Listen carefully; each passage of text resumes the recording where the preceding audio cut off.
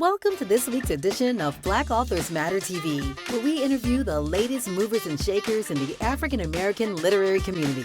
You'll meet some old friends, discover new ones, and stay abreast of the latest book developments around the country and even the world.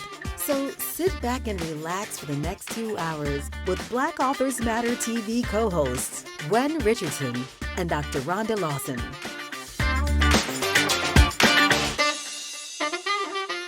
Good evening. It is June 20th. It's my birthday, and you've reached Black Authors Matter TV. And I have on my little birthday tiara. You know how hard it is to find a tiara for a birthday for an adult? I went everywhere, dollar store. I finally went to Party City. Anyway, it is my birthday, and I'm excited about every birthday is a good one when you get past a certain point, but I don't tell my age. So, but I do want to share with you all. I got myself a lot of stuff for my birthday, and then I got some other gifts. But I bought myself books for my birthday, so I want to share some of the books that I bought because all of them are based on people who've been on the show recently. So we're going to start with this one. The Thing About Home. This was by Rhonda McKnight. She was on the show a couple weeks ago. Oh, this person hasn't been, this is the brand new by Brandon Massey, the landlord. He hasn't been on the show for this book, but he will be soon. And then Donna Hill's new book, I Am Aya. I got that. Beautiful cover. Beautiful cover. And Crystal Smith Paul was on the show last week, I believe. Did you hear about Kitty Carr? And so I'm looking forward to getting into that one. And the final book that I got is the first guest book, which is A Right Worthy Woman. And this book just came out. So we have some announcements, and then we have a couple of books to give away. But we're going to bring on our first guest first, which is Ruth P. Watson. Before we do that, Rhonda, do you have anything that you want to say or announce before we bring on our first guest? Well, I first want to say I haven't been able to be on Facebook all day today, so I have not been able to do a happy birthday to you. So happy birthday. Well, thank you. Happy birthday. I pinned this on. I hope it doesn't come off. If it comes off, it's going to be off. So anyway, that's what I want to do. I want to wear something that says it's my birthday for the show. Yeah. So yeah, I got so many birthday things. I have to wait. Like, it takes me, because I like to respond to each and every one, but it takes me because it takes a long time. You know, a lot of people. Yeah. So, yeah. But for those of you out there who may have posted on my page or sent me a message, if I haven't responded yet, I will. I appreciate all the love. I don't take it for granted.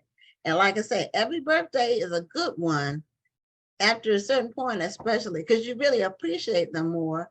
And, you know, if you have your health and your mind's right, then it's all good. Right. So we're going to bring Ruth P. Watson on the show. Her book is new. It just came out. And June 3rd, it came out last Tuesday. So I want to get her on the camera so I can show her that I have the book already. I haven't read any of these books I got for my birthday. They just got here.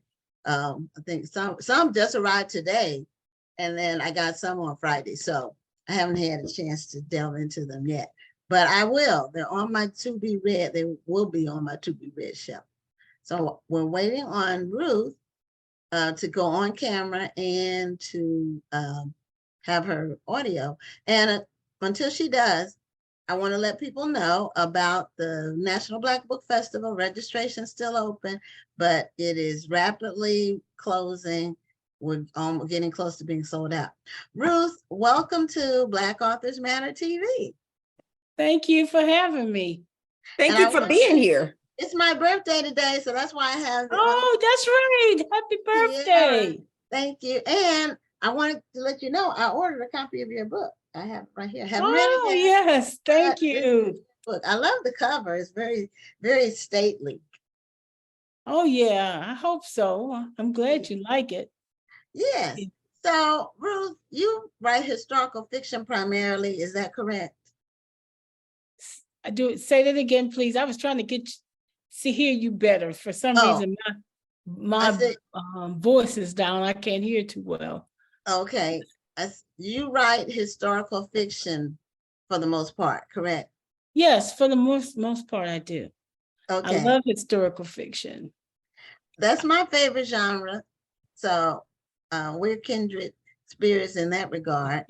And I think I read one of your books a long time ago. Did you have a book where it was like a boysenberry or a blackberry or something in the Yeah. title? Was that you?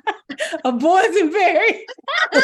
Some kind of berry. You really picked out a fruit, didn't you? It was Blackberry Days of Summer. Yeah. Okay, what was it called again? Blackberry Days of Summer. Blackberry Days of Summer. I knew it was the berries. So I read that. And then there was a sequel to it, I believe, too, that I read. An elderberry fall. Okay, see, it was the berries again. So It wasn't a boysenberry. And a boysenberry. That's going to have to be your next book. Yeah. Why not? I mean, not gonna come Well, I with knew another it wasn't berry. raspberry or blueberry. I knew that. So I was trying to figure out which berry it was. And that's been, I want to say, at least 10 years ago when those came out. Yes. Was yes. it? It was a It was while. 12 years ago, actually. Okay, yeah, I knew Wow. it had been at least 10. Yeah. Time flies. It It does. does. It does. It does. So tell us about A Right-Worthy Woman and what it's about and what was your motivation for writing?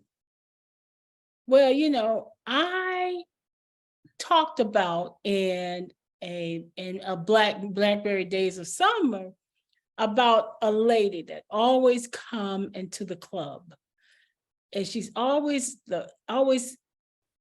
is handled in a different way than the rest of the people that frequents the club in Blackberry. And she always has this middle table in the front, in the center, the best table in the house. And at that table is a lady by the name of Maggie Lena Walker. So I wrote about her 12 years ago, but nobody noticed who she was. So let me just say that when I was researching Richmond, Virginia, and its history, I came across Maggie Lena Walker.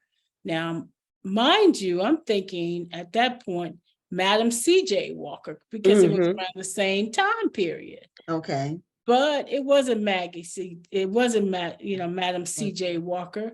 It was Maggie Lena Walker. And she was a banker.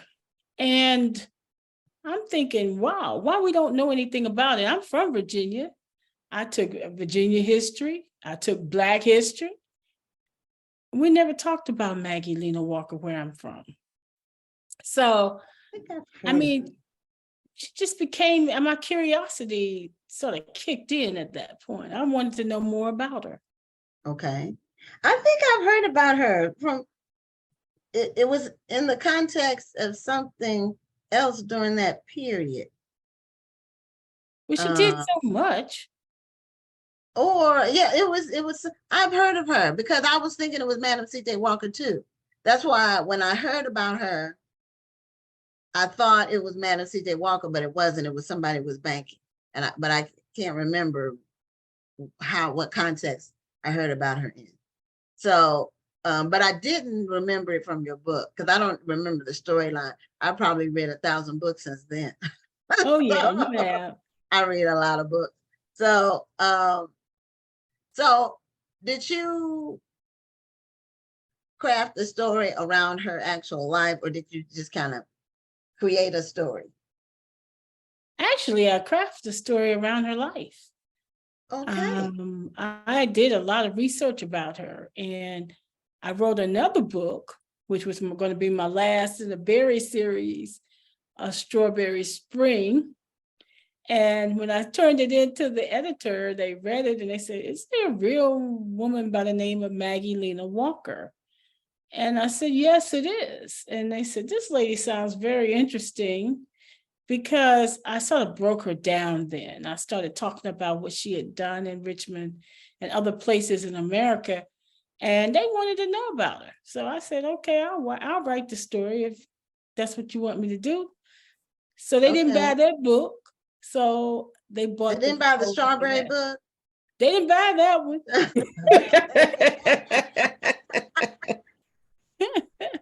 They left me hanging on that one. They said, "Look, we want to hear about Magdalena Walker." So Okay. Yeah, I'm trying to remember how I heard about her, but I've heard about her as her well. name is getting out there. I'm not sure how. I don't know if it was in relation to banking or like, was she like the first Black woman to own a bank or something like that? yeah, she's the first Black woman to charter Okay. a bank. Okay. All But right. you know something, and I think sometimes we leave out the fact that she was the first woman to charter a bank, period. Okay. All right. But she just Well, happened to be Black. she So. just happened to be Right. Black. Okay. And well, it's even more incredible that she did it during that time and she was Black. That really makes it almost like a miracle. I know. I mean, in the last session I was in, there was a question asked, how many people knew about Magdalena Walker? And of 160 people, only 5 people knew who she was. So Okay. we need to know about her. Mm-hmm. Yeah, there's a lot in the past couple of years and in the next 4 or 5 years. There's a lot of books that are in the pipeline about well-known or little-known historical Black women. So this is another one of them. But that information is starting to get out. These women are finally getting their due. And it's about time. I mean, a lot of people talk about Madam C.J. Walker as the one who invented the hot comb or the one who invented Black hair care, but few people know that there was actually a lady before her, Annie Turnbull Malone, and a lot of people don't know about her. So, and then people ask why. Well, Madam C.J. Walker probably had a better PR team. That could be it. It's hard to know who makes a breakthrough. It's kind of like with Rosa Parks, but I learned the history of why Rosa Parks became the face of the bus boycott instead of Claudette Colvin. Mm-hmm. Yeah. But Claudette Colvin doesn't get that much attention. A few people who really get into history know about Claudette Colvin, but the average person just knows about Rosa Parks. Yes, Rosa Parks was better received at that time. Right. She had a better reputation and a better presentation of herself. I think she was a secretary or something for the NAACP at the time. Right. And I think she was a seamstress. She had the right resume, so to speak. Mm-hmm. Well, Magdalena Walker had the right resume, but they didn't care. They still didn't talk about her. They still didn't give her credit. Can you imagine in 1903 that we had a woman that owned a bank? Right. Chartered a bank? That's unheard of. It is unheard of. I mean, how could she charter a bank in 1903? Not only that, she built the first African-American department store. This is real. That's real history. Right. First Black woman, first woman on Wall Street. Okay. She has to be. I mean, it's time for her. 120 years late, but it's finally time. And then you have Brenda Jackson gave you a little plug on the front of it that says history that's never been told is being shared by master storyteller Ruth P. Watson in such an epic way.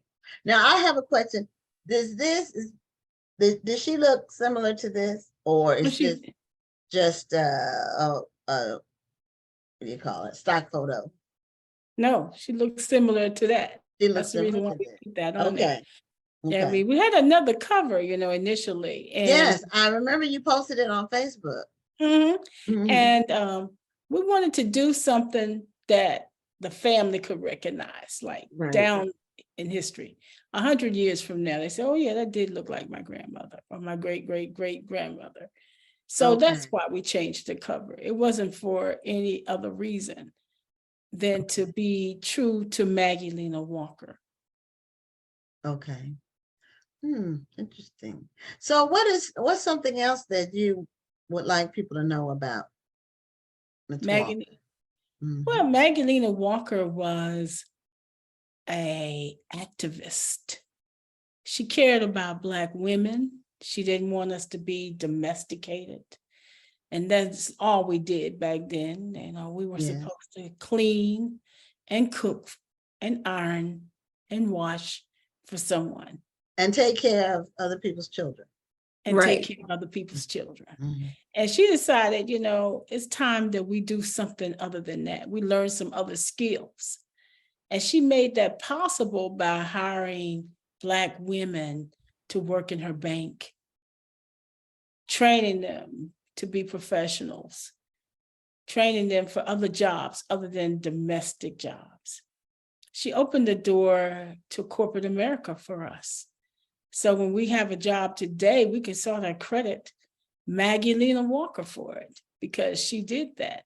She also had, when she opened up the department store, she put Black mannequins in the department store. She had brown hues of mannequins. She had them painted because she cared enough for us to make sure that we had the things that we needed. That's to make amazing. Us have to, as Peril Clegg says on the back of the book, to be inspirited so that we'll feel good about ourselves. Because most stories that you hear are about women who are enslaved, being punished, put down, abused. And this lady, although she dealt with a lot of issues and controversy, because she was that colored woman, but it didn't stop her. So when you read this story, you're gonna come away with a feeling that, hey, I can do almost anything I want to do, as long as I have the right mindset and the right fortitude. And she had that. And she demonstrated that in everything that she did. A bank, and it never failed, by the way. Her bank didn't fall during the Great Depression. So not only that, she had a man that loved her. Come on. Right. A man that really supported her.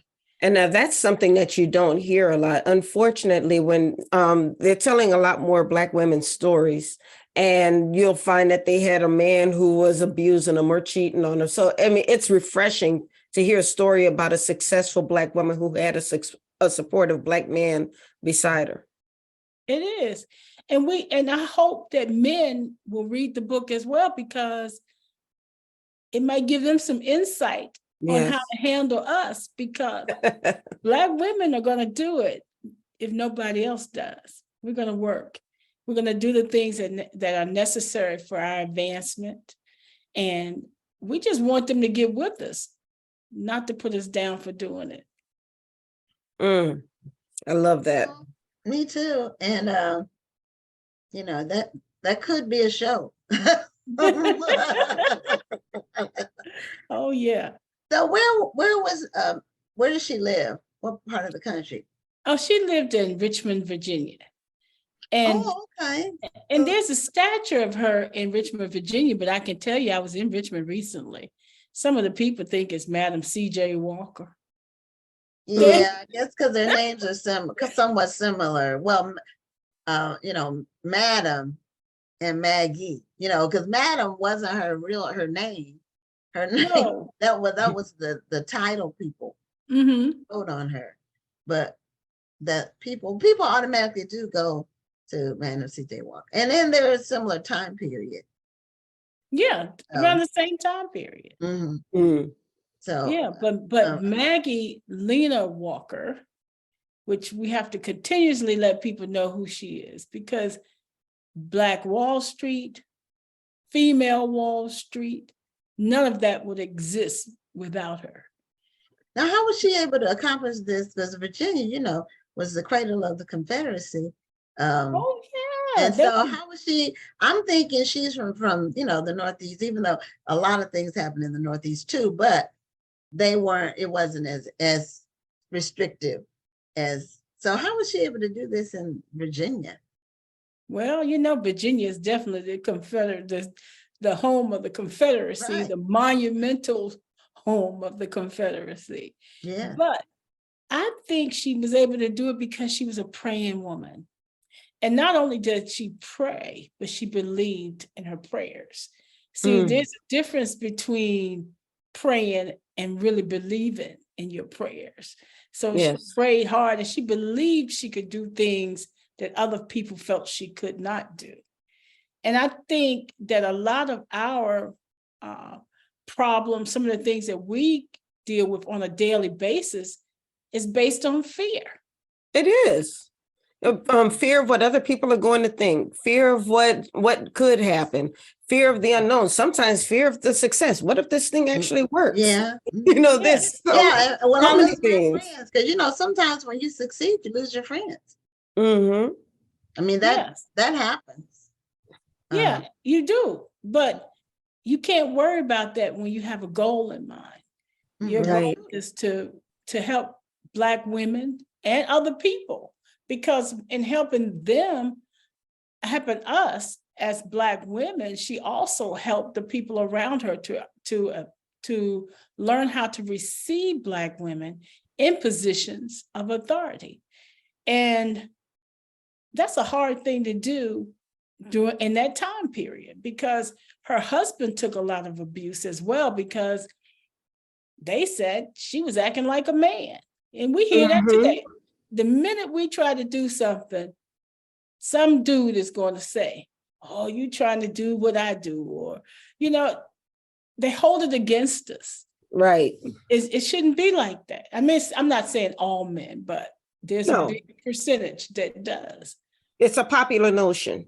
It is, definitely. I like what you said, a popular notion. Yeah, first, women, especially Black women, were being criticized for maybe not doing well in school. We start doing well in school, and now we're accused of competing. We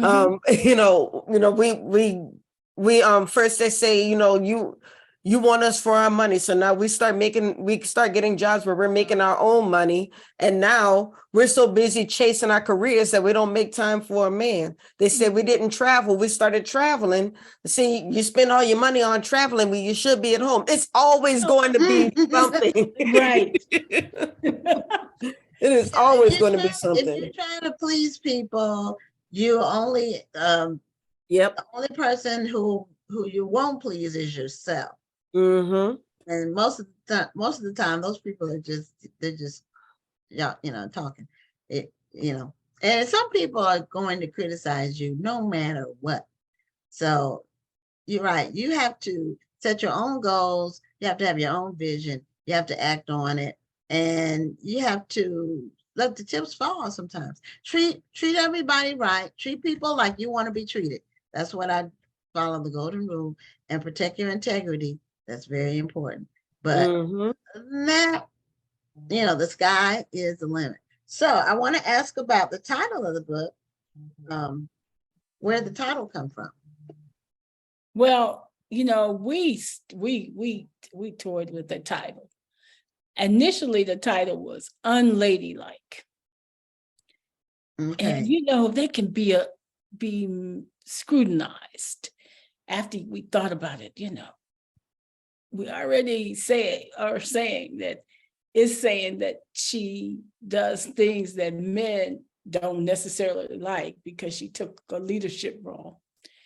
So what kind of woman was she? Really? She was a right-worthy woman, because she was right in trying to advance other women, and she was worthy in trying to take care of her community, her Jackson Ward community, encouraging African Americans, colored folk, I don't mind saying, colored folk, to buy from each other, to patronize each other's businesses so we could keep some of the money into our own communities. She watched other people and other different types of people and saw that they were putting their money together. And she wanted the same for us. She wanted us to, one of her little quotes, her big quotes was that, we take pennies and turn them into nickels, and nickels into dimes, and dimes into dollars.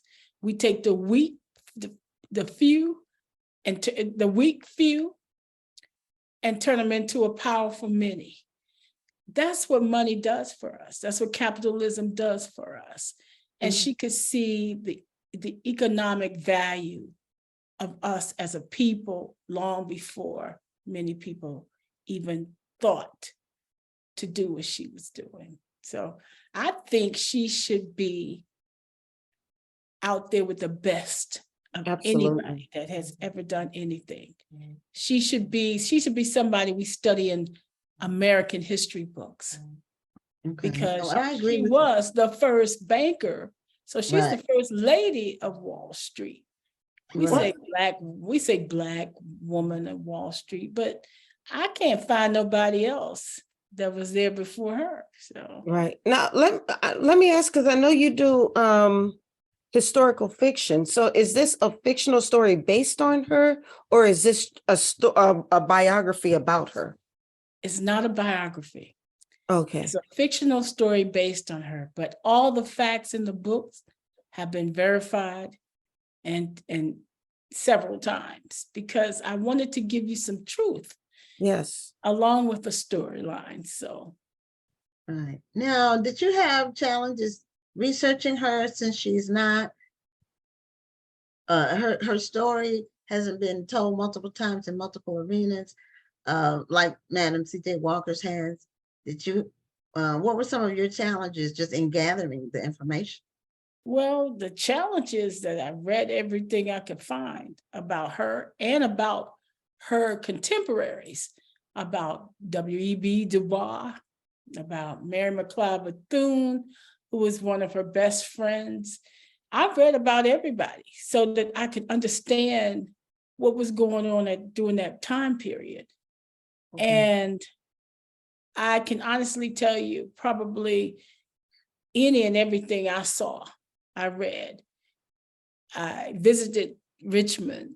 I did all the things necessary to get as much information about her as possible, because it was time for her to come back to life. Yes. She's been dead for quite some time, I think she passed in 1934, but her story has been dead and pushed under the rug for 120 years. It's 2023. She did this in 1903. It's time for us to know who we are and what we can do. And I hope that she would not only just inspire us as colored folk, or as Black folk, as African Americans, but also inspire other women to accomplish their goals, other men to accomplish the goals that they have set in mind. Because we all go through challenges, and we all have to deal with different types of adversity when we're trying to do something. And her story, to me, is a story that everybody should know about. Well, in our final moment. That's what I was about to say. That's a great way to end this interview, with those words. It is. And what you talked about, the things that she emphasized, 100 years later, we still are learning that lesson about group economics. We still are learning that. So I want to let everybody know, you've been listening to Ruth P. Watson, her brand new book, A Right Worthy Woman. And it's about Maggie Lena Walker. Did I say it right? Yes, you did. Okay. Okay. So get your copy. This is one of the books I got myself for my birthday.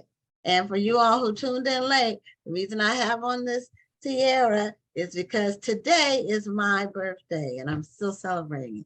So Ruth, I'm glad I got a chance to finally meet you. I've never seen you. I've never seen your face other than the photo. So I'm glad I finally got a chance to meet you.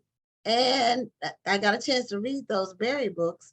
And when you do another one, if you ever release another one, maybe you can think about doing Boys and Berries. You know, so I might He's do going to look up Boysenberry. Boys and And Berries thank right you. now. That's the next book.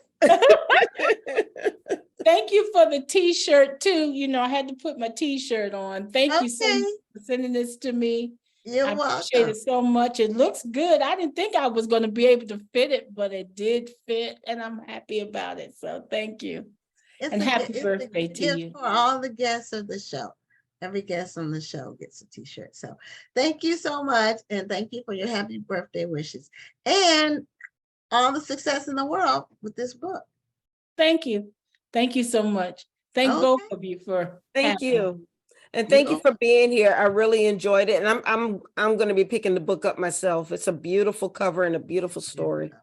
Thank you. And I like your blue nails, by the way. Oh, thank you. They're actually purple. Thank you. Well, have a great evening, Ruth. You too. Thank you so much. Have a great evening. Bye-bye. You too. Bye-bye. Oh boy. Okay, we have 2 books to give away, and we're going to do our trivia questions before the next interview, but we won't give away the books until somebody answers it. So we're not going to complete the whole process. So the first book is, this is a hardcover book, The Kevin Powell Reader. These are essential writings and conversations. This is a 500-page book, 450. So the trivia question about the Kevin Powell Reader is, Kevin Powell recently released a collection of his poetry. What is the title of his poetry book? That's that one. And then the next book is Queen of Exiles. Now, this is an advanced reading copy of Vanessa Riley's upcoming book. And Queen of Exiles will be out in a couple of weeks. And Vanessa will be on the show shortly after its release. So for this book, Queen of Exiles, the question is, what is the name of the extraordinary Black woman who is central to this story? Queen of Exiles by Vanessa Riley.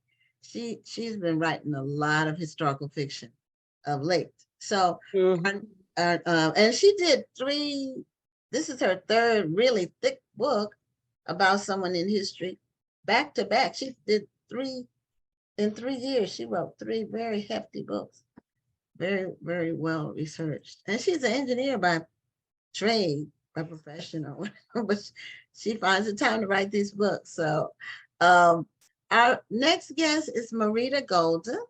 And Marita has been on the show before, but it's been a while. And she has a new book, and the title, if I'm correct, is The New Black Woman Loves Herself, Has Boundaries, Heals Every Day.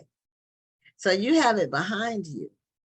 So it's about the new Black woman. And this, the previous guest, Ruth P. Watson, was talking about a Black woman from 100 years ago, or more than 100 years ago. So you're going to tell us about the new Black woman. And welcome back to the show, Marita. Oh, I'm so glad to be back, Gwen. The last time I was with you all, I was promoting my other book, The Strong Black Woman. yes. A myth endangers the mental and physical health of Black women. And the response to that book was so positive and so enthusiastic. People asked me, why don't you write a book about your practices? In The Strong Black Woman, I privileged talking to doctors and therapists and other Black women about healing and redefining what strength is. But people said, well, what do you do, Marita? How do you maintain physical and mental health? So this is a book. I just got my copy today. Oh, It's a cute little book, but it's really heavy. It is an inspirational guide to the practice of radical self-care. And what that means is learning how to love yourself, have boundaries, and heal every day. And the first half of the book, I talk about my practices of contemplation. For example, I meditate daily. Many Black women have some sort of ritual that will start the day. Yeah. I combine prayer with affirmations and meditation. And it really, over the years of practicing this, these are practices that I've been practicing all my adult life, have really connected to me to my inner Marita. And my inner Marita is the same thing as your inner Gwen and your inner Rhonda. That soul, that voice, that spirit that guides you, and that's your instinct, and that tells you what to do, what you need to do, and what's best for you. I talk in the book also about boundaries. You know, we often as women have a hard time saying no. And Yes. Black women, we're really demonized if we say no to our families, but we have to say no so we can say yes to ourselves. And the second half of the book is pages of resources. Many women want to start a practice. They want to engage in self-care, but they don't know how. And so the second half of the book has all these resources, apps, books, films, community groups, online groups of women who are engaged in these kind of practices. So it's a book about loving yourself and healing yourself every day. I think it's something that we as Black women need, because we often are workhorses. We often do carry things. And I believe part of that strong Black woman trope came from every time that we were down, we had to pretend that we were still up. Right. Whenever we were tired, we had to pretend that we could still go.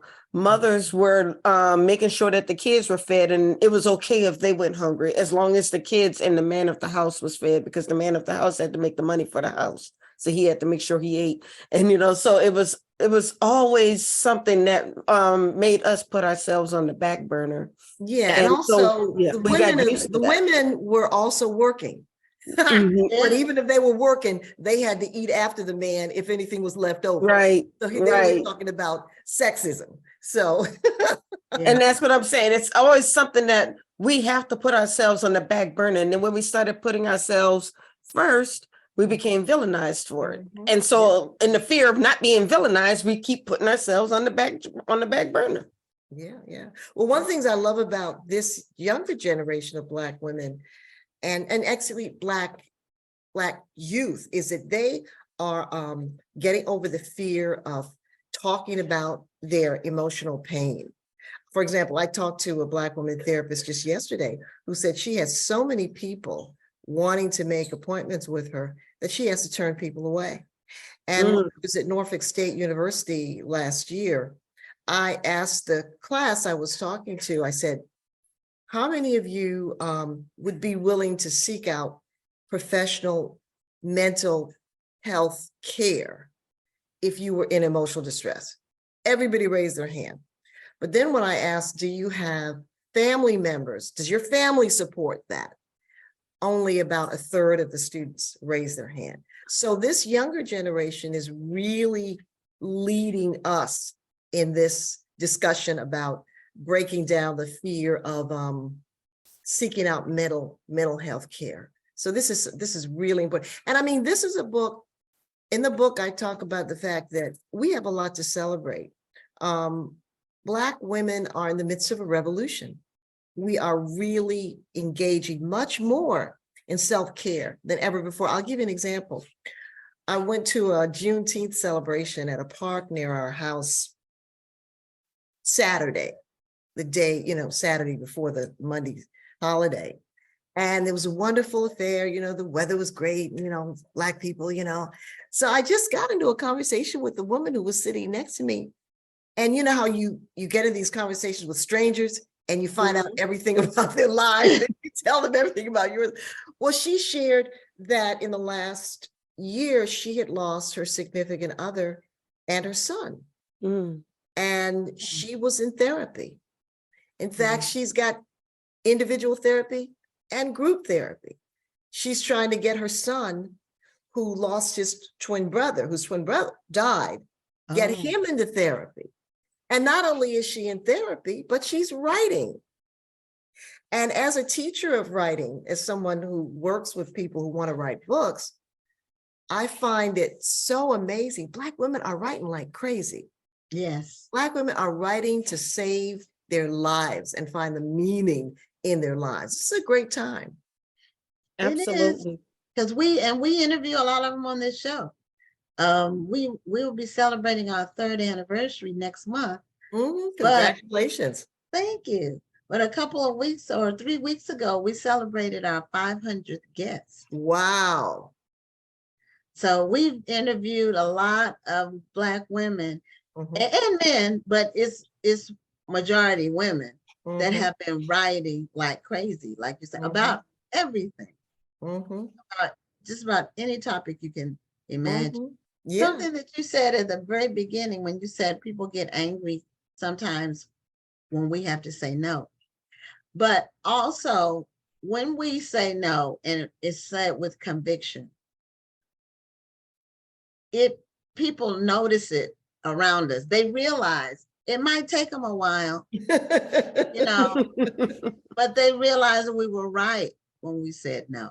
Yeah, that's a very good point, because people who have the inability to say no, and particularly women, often fear that they're going to lose everything, that they will lose love, that they will lose respect. Right. If they say friends, no. yeah. Yeah. And the reality is that you're not building a wall around yourself to keep people out. You're building a gate. And sometimes the gate's open, sometimes the gate's closed. And you're also defining a relationship in a way that helps you maintain your health. So a lot of the fears we have about saying no are really unfounded. And people have asked me, well, how do you learn to say no? I just say it. Say it. Yeah, and you know, a lot of single parents or just and married parents regret that they didn't say no more to their now adult children. Right. Because if they had said no more when they were growing up, they could have avoided some of the pitfalls that they engaged in. At least they would. I admit I'm one of those people. Had I said no a lot more when I was younger, life probably could have been a lot different. But that's why sometimes I look at my daughter and I'm like, are you sure you came from me? Because she's so different. Yeah, she is so different. She does not mind saying no. She will cut people off if they're not healthy for her. I mean, I'm like, okay, you do your thing. I'm not mad at her. Right. But yeah, you know, it took me years to be comfortable with it. And I think that's a good point. It's a journey, because as women, we're conditioned to be empathetic, sympathetic, maternal instinct, all that. And so if we're going to learn a new way of living in the world, it's going to take time. And so I don't think we should beat ourselves up, but I think we should keep trying to master the art of saying no to those things that harm us, that we just don't want to do. Right. No can be a complete sentence. And say yes to the things we really want to say yes to. And people respect us more. I think, and saying no also, I hate to use the word train, but so often we train our families to take advantage of us. We do. That's a very good point. When you're always saying yes, they know that in the back of their minds, I can go to Rhonda because she'll do it. But then there are some people who will do it because they know they can depend on Rhonda. But there are some people who will do it because they know they can take advantage of Rhonda. Right. And so that's the part that you have to be judicious about. Right. Definitely. And, so in the book, I have, quotes, and I write about my own experience. And I lost my mother and my father when I was very young. My mother died when I was 21 and my father died when I was 23. What made it so difficult for me was that they had been really instrumental in making me a writer. My mother told me when I was 12 years old that one day I was going to write a book. My father's bedtime stories were stories about Frederick Douglass and Sojourner Truth, great heroes. So he was teaching me what a good story was. And so when they died in their 60s, I made a promise that I was going to be very, very healthy and I was going to live to see my grandchildren. Wow. And that meant that I made a vow. And so in my 20s, I started meditating. I started eating healthy. I started exercising. But I want to stress here that this is a daily thing. I'm not some angel from heaven. I struggle with the same thing that everybody else does. It's just that I eat McDonald's. I'll eat a Wendy's burger once every 3 months, and I treat myself because I'm doing good the rest of the time. But it's a journey and it's a lifetime thing. So we don't have to beat ourselves up. And I did a workshop recently at one of the libraries here in Washington, D.C., a workshop called Time for Me.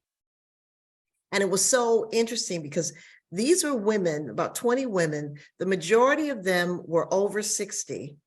There were a couple of women, one woman who was 20, one who was 40, and they had pretty good self-care practices. I mean, they were watching their diet, they were engaged in exercise, they had a spiritual life, but they wanted to do more.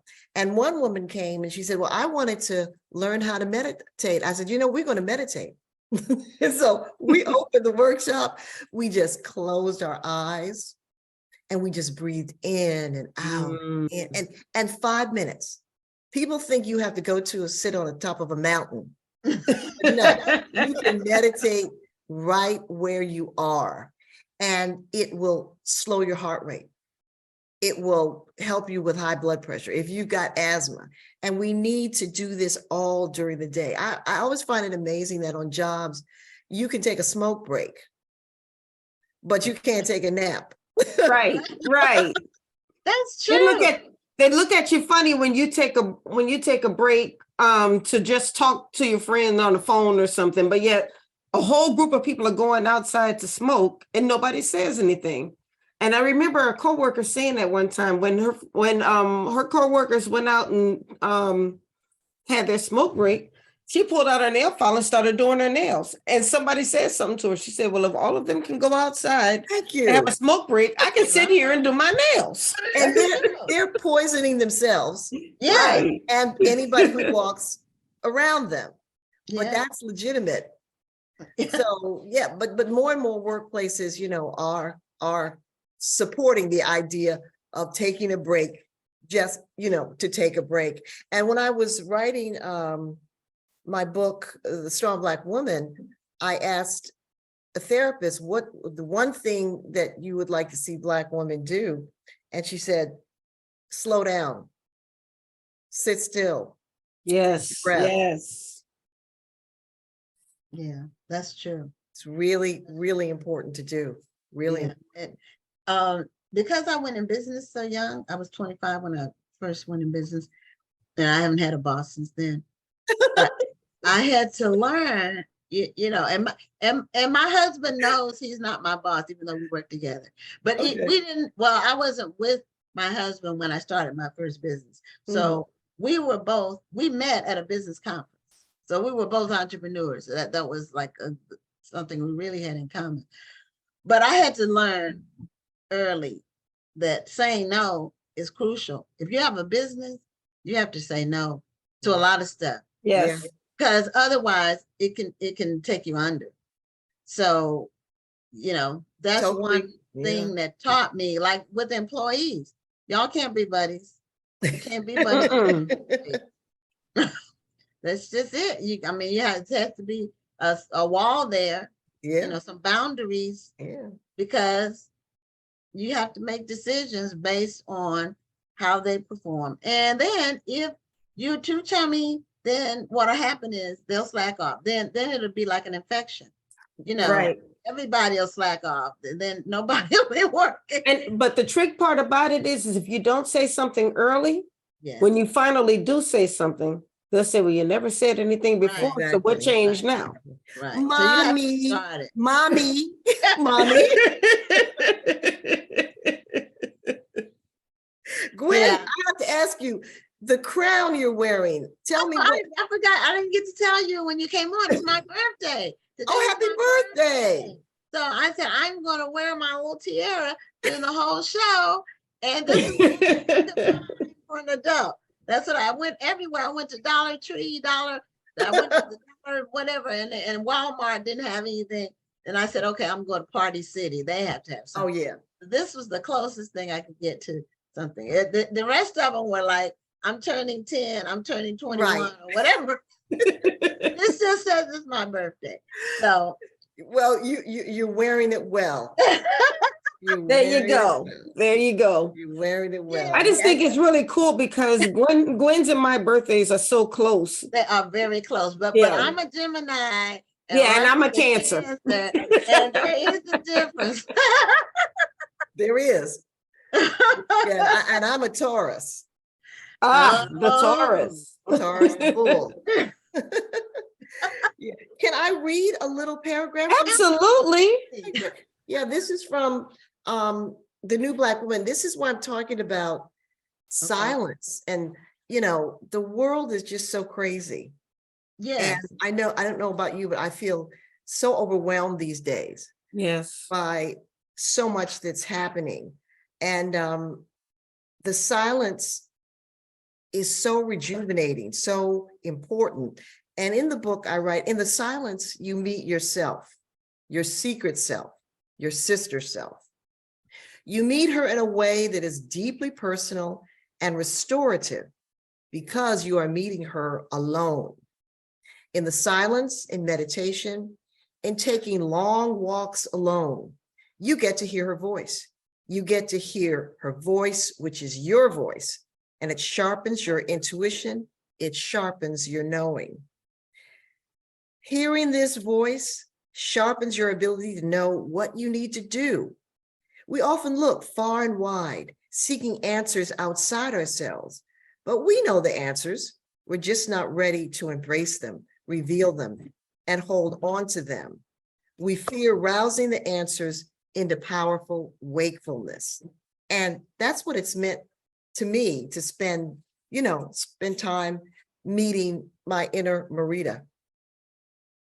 Well, when I talk to my inner self, my whole name is Guinevere.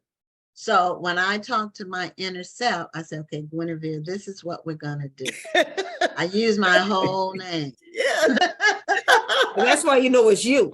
I love that. Because the only time I use my whole name otherwise is on legal documents. Everybody's called me Gwen. My parents never called me Guinevere. They named me Guinevere. But even when I was in trouble, they never called me Guinevere. Gwen, a strong Gwen. That's, with a strong voice when I was in trouble. But I like, and it is fitting because Guinevere was a queen. Yes. She was my father's wife.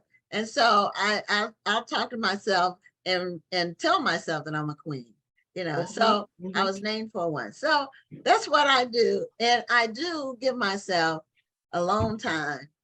It's late at night, but it's important because, you need alone time, especially when you have a house full of people.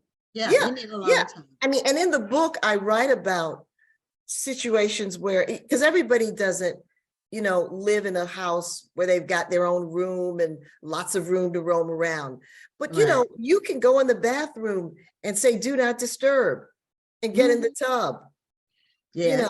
I mean, talking about meditation, there are YouTube videos where 4-year-olds are meditating.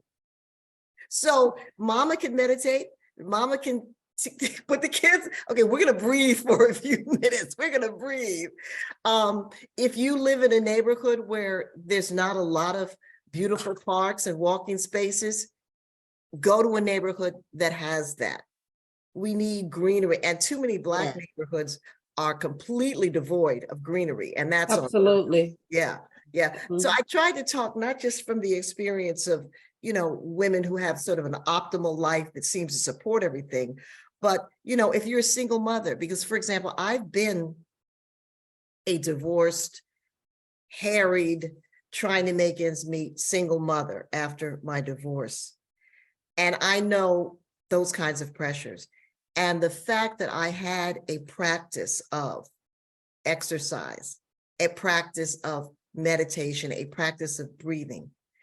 If I hadn't had that, my life would have been much, much more difficult. So you can be, yes, a harried single mother, and you can still weave these things, these practices into your life.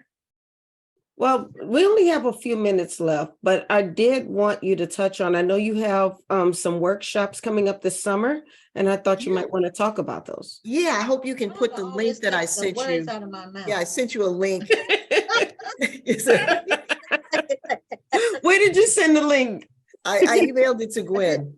Okay. Yeah, if you can put that in the chat. Yeah, I will be offering a memoir workshop, which is full, but in August, I will be also offering a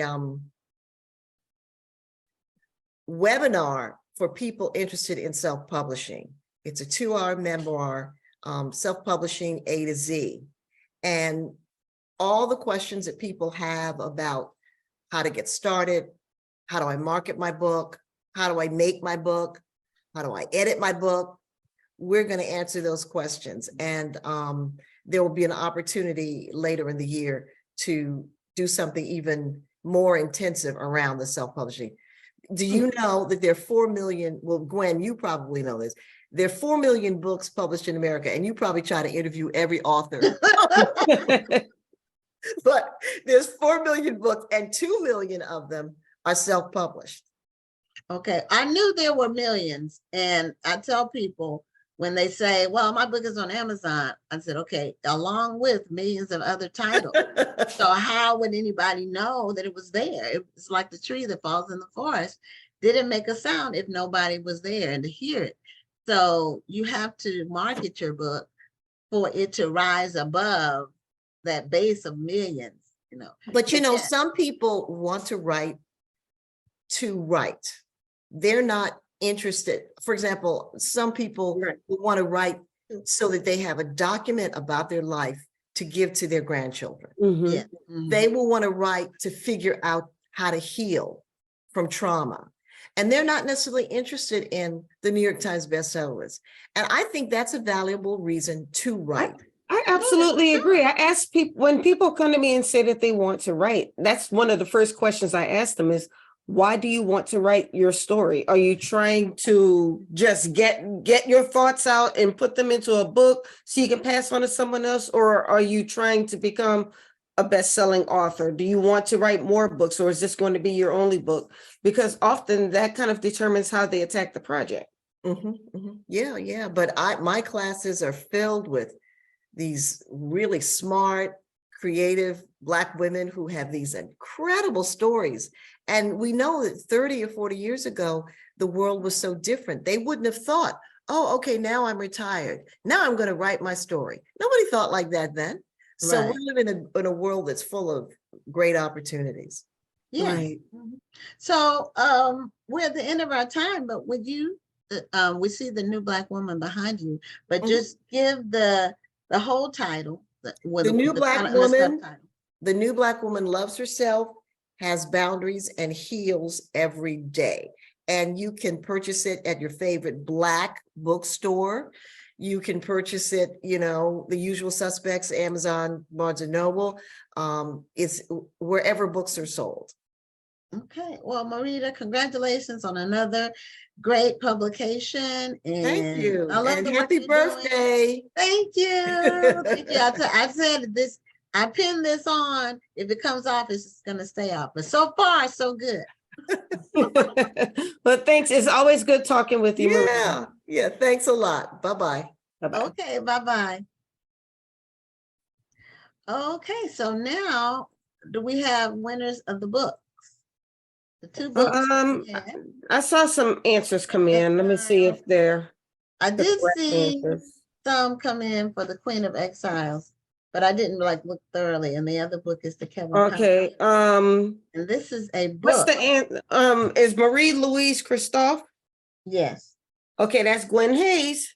Hey, Oh, Gwen Sarah. Hayes. Okay. And did anybody win this one, the Kevin Powell book? No. Okay, yeah, I don't see any answers to that. Okay, so we are moving on to our next guest. And our next guest is based in Canada. I don't know if he's joining us from Canada, but his name is Lloyd Kelly, and he is an author and a poet. And I'm going to find out if he's joining us from Canada or not. I think Quebec was where he's based. So I hear a voice, I hear a sound. That might just be me talking. I thought I heard audio, but he doesn't have the little audio mic on there. But it's Now it's he's connected. to Now he audio. just needs to turn on his video. Okay, yeah. So we're waiting to see Lloyd Kelly and hear about his books. We're just waiting for him to come on screen.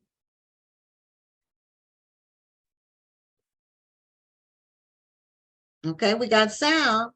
So Lloyd, Are you there? Can you hear us? Yes, I can. Okay, Well- are you able to turn on your video?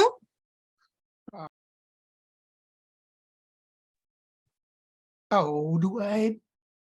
Oh, smart. I don't see it only Okay. tells us to unmute, not the sound, the audio. There's no prompt for the camera that's on your On it. end. And hopefully we'll get it on. Are you in Quebec? Yes, I am. Oh, okay. All right. Wonderful. It's beautiful. Is it beautiful this time of year? Yes, actually today is one of the best day we have in maybe over a week. Oh, Yeah. So can you see us? I can see you, but I'm trying to. So we just want to see you. So if you see this little hat, it's my birthday. So that's why I have Yes. Happy birthday. Happy Oh, birthday to thank you. you. Yes. Wish you all the best for the future. oh, Well, that's so thank sweet. you. Thank you. There we Here go. he is. Yay! Oh, okay. Yes. Well, Great. Lloyd, Yes. welcome to Black Authors Matter TV. Thank you. And Thank you you, for being here. Repeat that, please. I said, thank you for being here. It's my pleasure. so you have a Jamaican background, Jamaican born and bred, as you say. Yes. And so is your writing, do you write about Jamaica or? You are gonna find inserts about Jamaican things throughout my writings. Okay, Not every book or everything that I write is about Jamaica, but I try to introduce something, whether in the language or in some sayings that is distinctly Jamaican. Well, this book is a part of a series. It's called Real Inky Trail. Yes. Okay, can you tell us about the series? The series is a fictional story set in a place called Kingsland of the Cadies. It has some resemblance to a place that we know. What is it called again? I think it's called Earth or something like that. okay. So there are some resemblance to where we live, but these stories, they are all standalone stories. Okay. So Do you have this- any of your books with you that you can show the yes, cover? actually, Okay. here, this is book one. It's a Okay. story called New Hiking Trail, Cast, Shadow, and the Tattooed. So Okay. that's book one. Okay. And this is book two.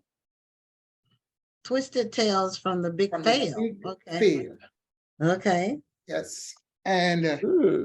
in 3 days' time, we will have book number 3, which we are going to talk about today, I suppose. Okay, that's the one, the sword, the word, and the writing. Yes. Okay, so you don't have the book in hand yet? You're waiting? No, I don't. I ordered author's copy, but it hasn't arrived.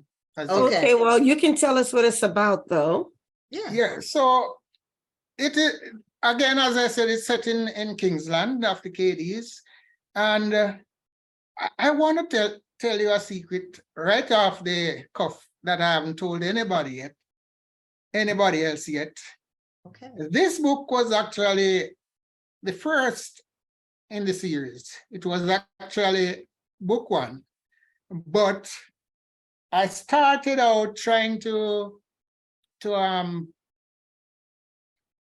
give it like in episodes on one of these sites, and actually it's on what's it called again, something another road. Royal Road. On Royal Road, I tried to put it there when I started out in episodes, and I thought at the time that this book has potential to be more than it was at the time, so I pulled it back. By that time, I almost finished book number 2, so I put out this as book number 1, and this is book number 2 now. This is book number 3 now. So it's a story about some people looking a lot like me and some other people from another part of the Kingsland world who happens to come in contact with each other, and the happenings, the events that took place thereafter. Okay, so you indicated in some of your work that you're a poet. So Yes, I'm a poet. Any of these books poetry books, or are they all Actually, not stories or short stories or a long story? Here is the poetry book. This one is only published on Amazon. Okay. Yes, and this is a collection of poems and short stories. Oh, And okay. Poetic justice. yes, Okay. and it's called Poetic Justice. I was about to say, I see the way you wrote justice. Oh, and you Yes. have cold up there. Okay. Yeah, very cool. I missed it. Now, So- what prompted you to move to Canada from Jamaica? It's polar opposite climate, and that's a pun is intended. Well, 2 words. Economic reasons. I've been asked that question so many times. Why did you leave a place like that to live in a place like this? Usually, economic reasons. I'd much rather to be in the sun than in the cold, but in the sun sometimes can get a bit hard on the pocket. Okay, At so for least- economic reasons. At least in that part of the sun. Yeah, it's that sun is bright in Jamaica. I've been there a number of times. Yes. I've never been to Jamaica, believe it or You not. have I've been somewhere you haven't been, Rhonda. Girl, yes. And you know, I tell people, nobody believes me that I dated a Jamaican for 3 years and I still have never been to Jamaica. You're overdue, Rhonda. You need to go. No, he's gone. I'm with the good American man now. Okay. But I mean, you need to go. Yeah, I am actually. I'm supposed to be taking a vacation with a couple of my sorority sisters in October. Okay. Yeah, we're gonna go to Jamaica. Okay. Yeah. Trust me, you are in for a fabulous time. I went to Despite of Falmouth. what, The last time I went, I was in Falmouth. yeah, despite what you might hear in the news some of the times, it's not always what it seems. Mm. Well, I found the people to be extremely friendly. Yep. I went to Ocho Rios in that Jamaica. Yep, that's in Yes, yes, Jamaica. it is. I'm trying to Yes, it remember. is. I've been to 3 places: Falmouth, Montego Bay. Yes. Yeah. Okay, yeah, I've been those, and but only on cruises. So Both you of- know, you get off the ship and you stay there for a Yeah. few hours. See, that's how I went to the Bahamas on a cruise. Yes, Yeah. that's a good mode of transportation to get you there. Yeah, but I But- want to go and experience and But stay there that's for a what I was while. about to say. Yeah. The only problem with the cruise is that you don't really get to meet you don't get an authentic view of the place. Yeah. Well, we did. You're really in the tourist area most of the time. Yes. Yeah, yes. but we always hire a local to give us a tour. And that does 2 things. One, they get more money, you know, Yes. because the cruise ship, they don't have locals doing No. tourist No. stuff, doing the guided tours. They hire, you know, a larger company. Is not Black either. So if you want the money to get to a Native person, you have to go away from the ship, from the Yes. port, just a little bit further, and there'll be people who are offering tours. And what I tell people, go in a group, Yes. so yes. for safety purposes. And we had a very, very nice guides both times. And they took us around, and they took us to where the Native people lived, and we met Native people. We went to where the people actually catch fish for a living, That's Yes. nice. sell the fish. Did you sample the steamed fish? No, they gave us some other things. I Oh, can't remember what it was now. Not fish. It was some of the greenery, some of the fruit, some of the, Vegetables? yeah, it was more, it was sweet. I can't remember. It was like a coconut, but not a coconut. But although we did get coconut water from a coconut, they Yes. did that. yeah. But That's a must. yes. Yes. So it's very, but it was, you can tell the sun is different. And I live in Houston. Houston, this week, we've been having 100-degree weather. Yeah. It's been, and it's supposed to be that for next week too, with no Yes. rain. But Jamaica, the sun, you can tell you're closer to the equator than Yes. you're in Yes. Jamaica, because the sun is intense. Well, And in it's those not- kind of temperature you are quoting, they cover up. Be sure to cover up. Oh, well, you know, in Houston, we stay in perpetual AC. Yes. It's hot in Houston.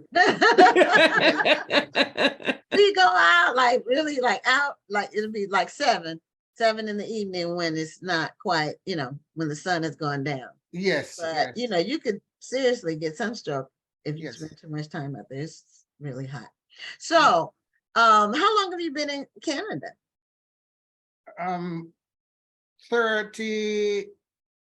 31 years. Wow.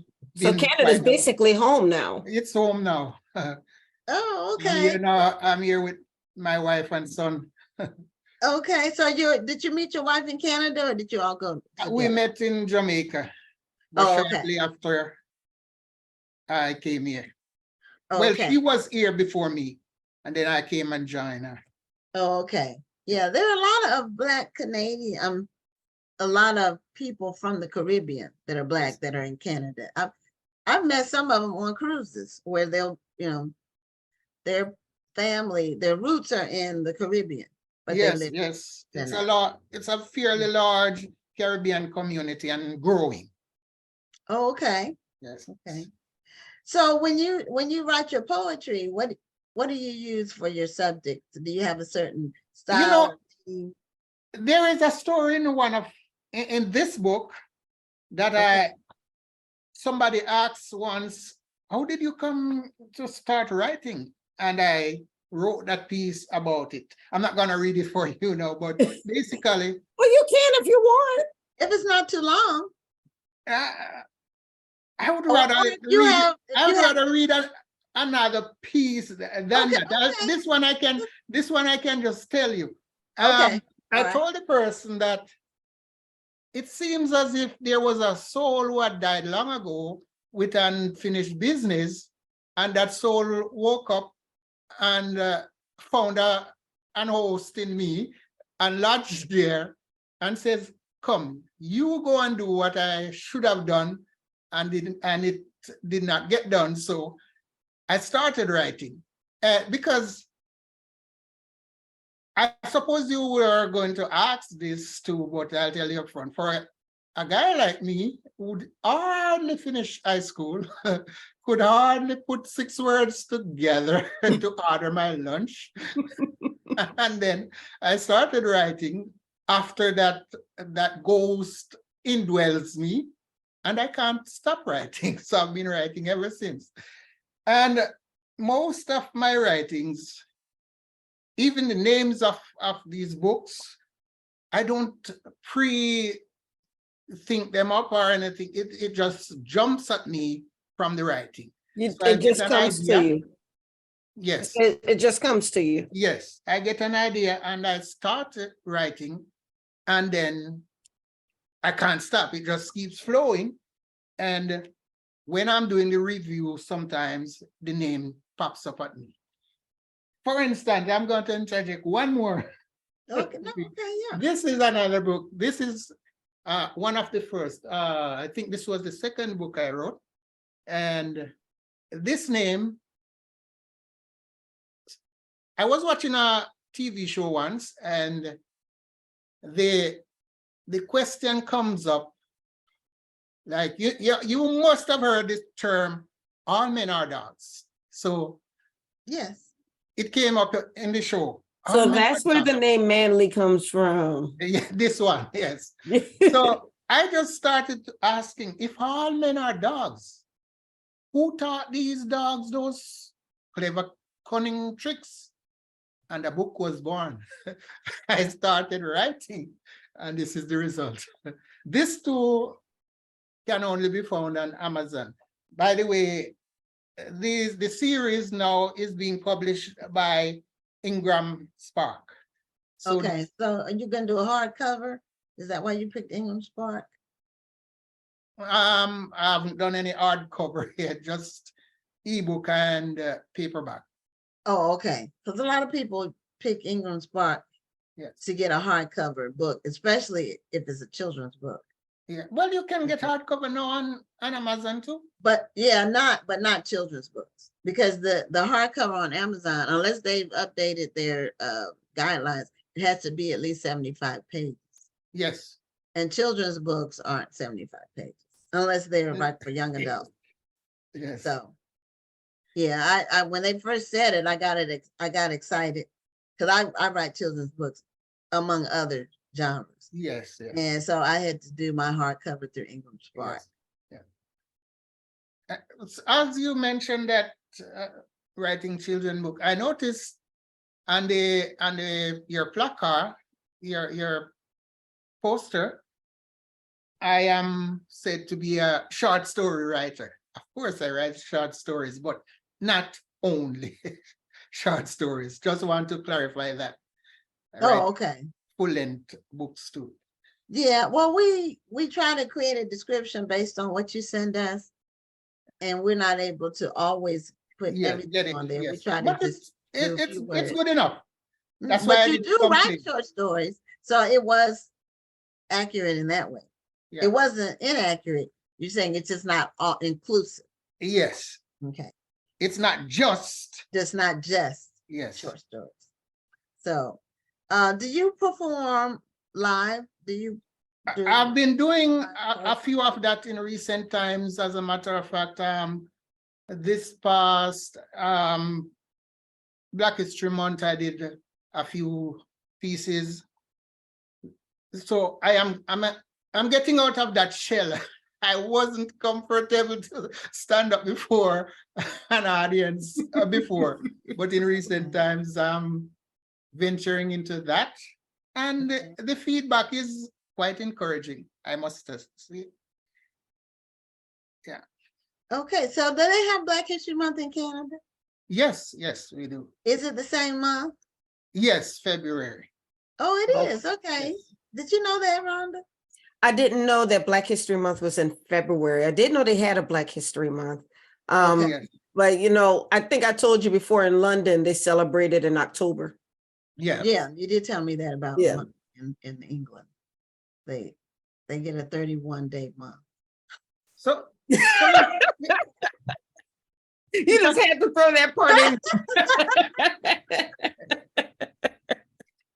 so But if there is a history, logical reason, it wasn't because it's the shortest month.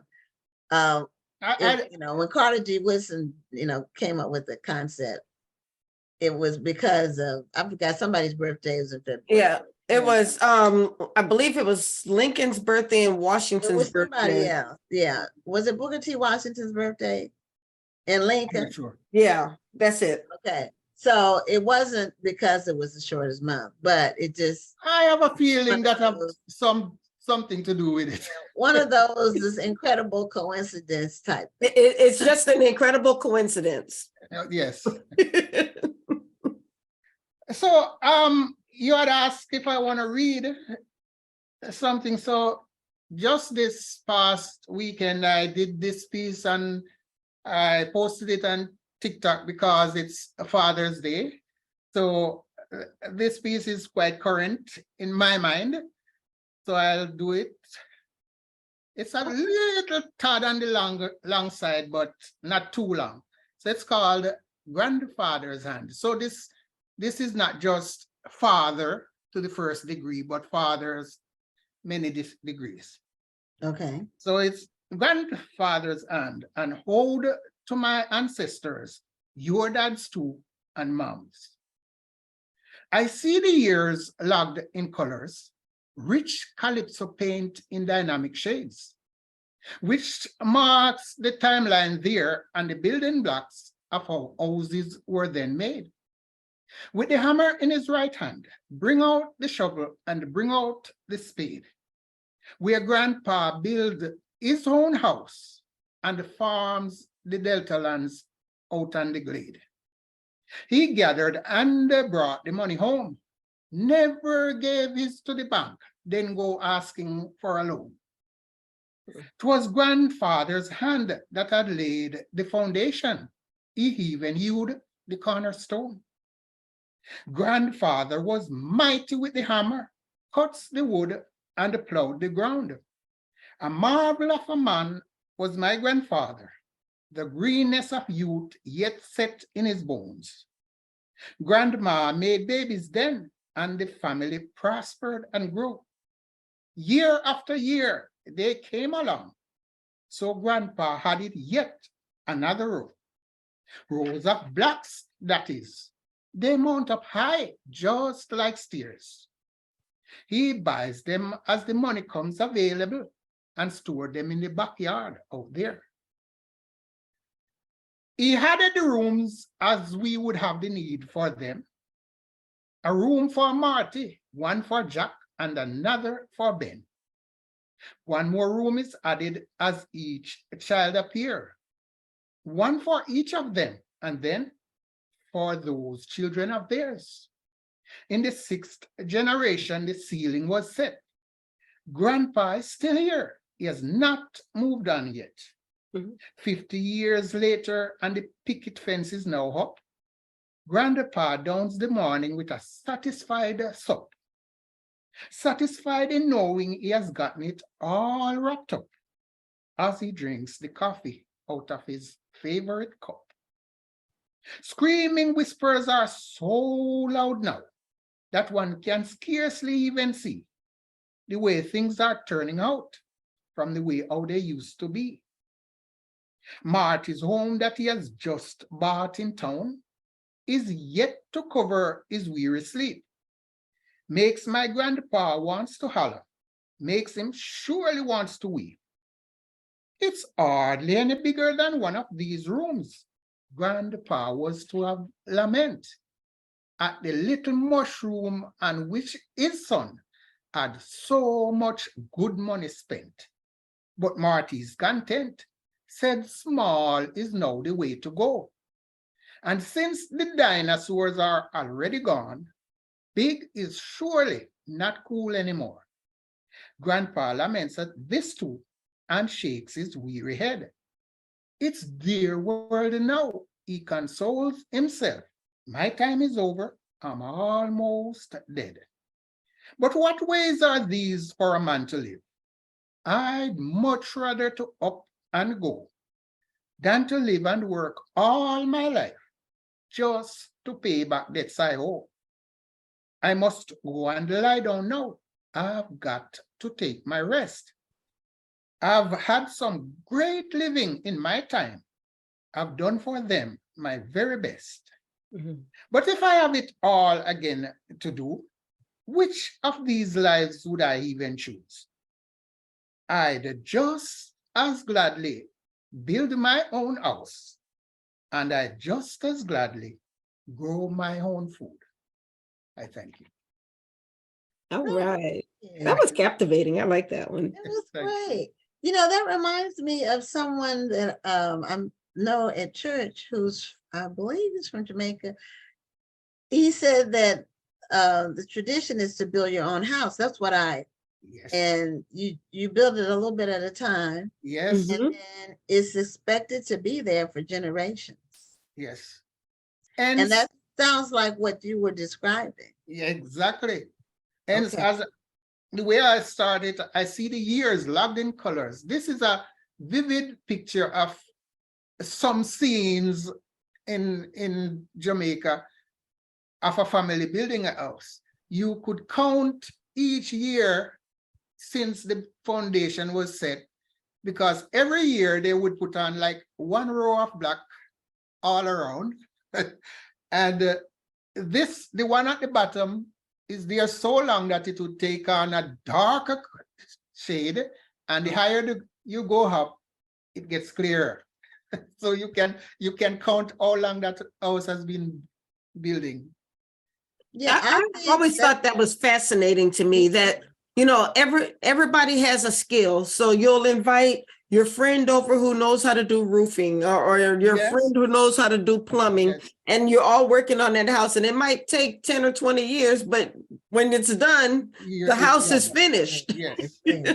And it's a big house. Usually Mm, that house that is built like that, it's built as a generational house. Right. yeah. It's gonna be passed down.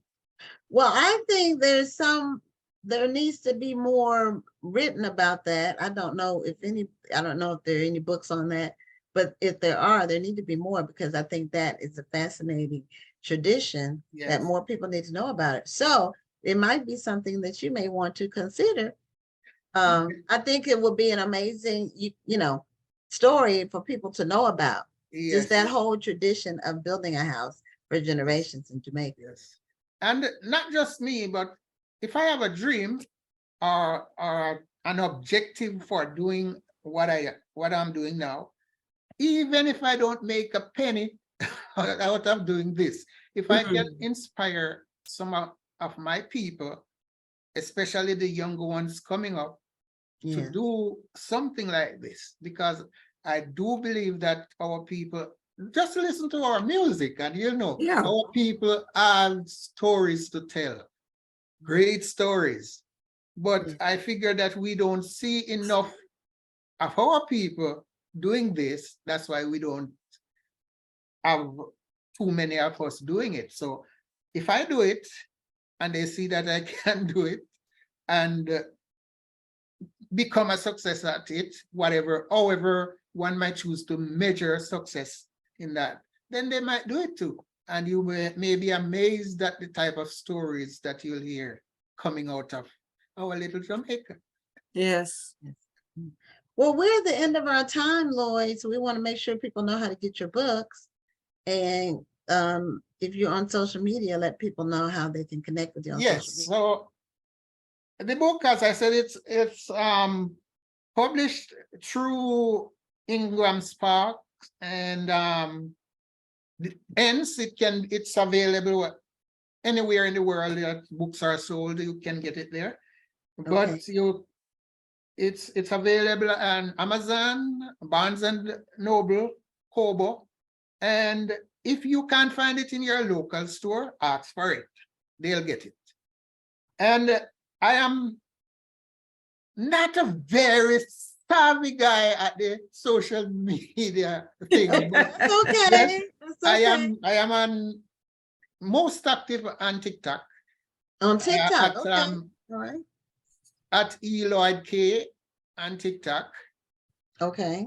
On Facebook at Lloyd Kelly, author and poet. Okay. I also have a website, Lloyd Kelly, author/poet. And I'm on YouTube also, Lloyd Kelly, author and poet. If you search Lloyd Kelly, Yes. I'm about to say, that's what it sounds like. We just need to Yeah. search Lloyd Lloyd Kelly if we're going to find Lloyd you. Kelly, You'll find me. Kelly, and you'll be able to find Lloyd Yes. there. Well, thank you so much for joining us all the way from Quebec, Canada. Yes. We appreciate you sharing with us some of the culture from Jamaica and some of your writings that you're doing, Yes. and continued success with your objectives and goals that you've set for yourself. Thank you, Gwen and Rhonda. Thank you. It was so good talking with you. We enjoyed it. Same here, same here. I All wish right, you have all a the good best evening. in your endeavors. All right. Thank you. Have a great evening. We'll be in touch. You too. Thank you very much. Bye-bye. Yes. Okay, so did anyone win the other book? Yes. Oh, someone won. And who would that be? Miss Lydia Brew. Okay, Lydia won. Okay. Grocery shopping with my mother. And I am so glad she won because Lydia be fussing at me after every show. that book was hers. I love you though. I love you. Yeah, and we appreciate Lydia because she is very dedicated. She's one of our regular viewers. So we have our final guest with us tonight. His name is Eddy Clark. And for those of you all who watch the show, you may know about Black Odyssey Media, which is the publishing imprint that author Entice has launched recently, and we've already had one of her authors on the show, and tonight we have another one. And his book is Eddy Clark. His book, American Gunner, came out May 23rd, so it hasn't been out very long. And it's it looks like it's like a thriller. It's a thriller, crime, kind of urban fiction. But Rhonda, I wanted to also let you know that he is a Sigma. So If I can see his lovely face, I will give him the sign. I found that in his bio that he was a member of Phi Beta Sigma. Well, I hope he shows his face. Yeah, Hi. we see a little microphone there, but we're waiting on the camera. Hello, ladies. How are you doing this evening? There he is. Hi. Okay, I'm new to this Zoom thing. I'm trying to figure it out. Can you see me? I can't see myself, so I don't know what's going on. Am I there? Well, your voice is, but The not voice your is. Okay, so if you're new to Zoom, if you look right next to the mute button, there's a little video camera. If you click on that, that should show your face. Start video. There we go. There we are. Hey. I know. Well, first I have to ask you, after 2 years of a pandemic, how are you still new at Zoom? I have FaceTime. I have FaceTime. Oh, okay, yeah, but you'd be surprised. Some people are still novices if they weren't in those meetings all the time, or they weren't doing something like this. They wanted to. Well, congratulations on the release of your book, American Gunner, and welcome to Black Authors Matter TV. And if you're wondering why I have this little tiara, it is my birthday. It's your birthday. Happy birthday, Miss Gwen. It is my birthday. So, I don't normally wear this, but you spend your birthday with me, so I definitely appreciate it. Today's your birthday too? No, she's spending her birthday with me right now. Oh, I thought you said she shares it. Okay. I can speak a little fast sometimes. I apologize. I slow it down. My birthday actually is in about 30 days. July 18th is my birthday. July 18th. Yes. So he's a Cancer too. Yeah, I'm not gonna tell you what year I was born. I won't give my age away. Well, that's okay. I don't mind telling people my age. I look good for my age.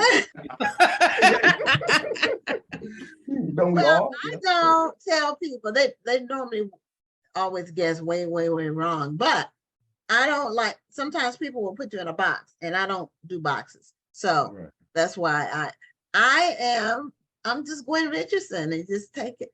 And I've always been the same person, even from little girl till now, I've been the same person. So your book, American Gunner, it sounds like a real good story, like fast paced. So, and you are an entrepreneur in the financial marketplace from what your bio is saying. Yes, I am. Yeah. We do business So- consulting solutions for small businesses and startups. Oh, wonderful. Okay. I mean, we could all use that. Right. And we educate too as well. We educate people how to be good influence, good, you know, good, do good with their money and how to invest in good, solid real estate investments and things of that nature. Right. Okay, where are you located? I'm actually right now I'm in California. I'm originally from Detroit, moved to Atlanta in 2016, came out to California about 3 years ago or so of some business opportunity. And I fell in love with the state, you know, as far as just I live up in the mountains, so the natural scenery and the quality of the air, the freshness, and I just like California, the sun. It's a Well, beautiful California is a state. beautiful state, yes. It really is.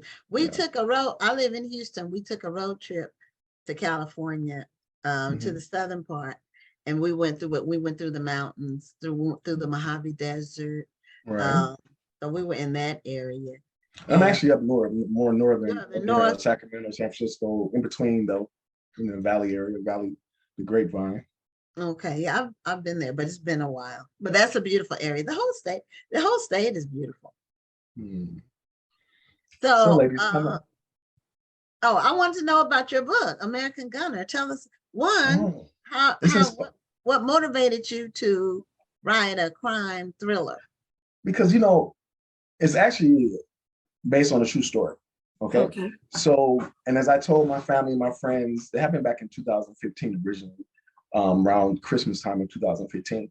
And as I told my friends and family the story over the years, they just was really captivated by it, and they really was intrigued, And then I met somebody. I moved to Atlanta in 2016.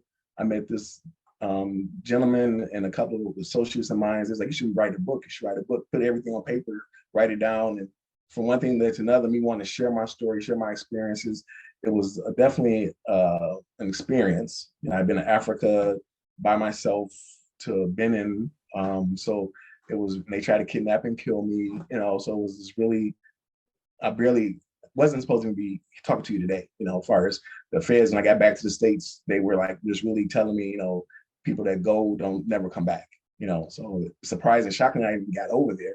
If you read the book, you'll see I wasn't even supposed to leave the United States before it all happened. I just by chance was determined to do this financial deal and made my way to Africa.